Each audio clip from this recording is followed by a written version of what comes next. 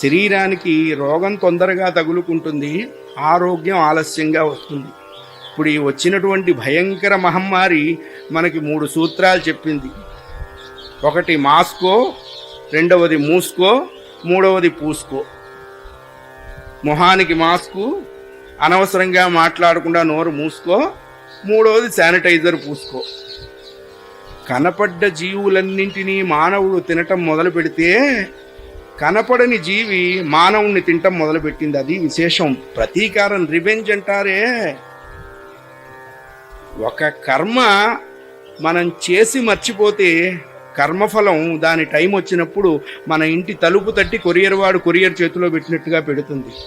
ఎట్లాంటిది అన్నారు, 1000 ఆవుల మందలో ఉన్నప్పటికీ దూడ తన తల్లి దగ్గరికి ఎలాగే వెళుతుందో కర్మఫలం కూడా ఎవరిని వదలకుండా వాడి టైం వచ్చినప్పుడు వాడికి ఆ రిజల్ట్ ఇస్తుంది అని చెప్పారు.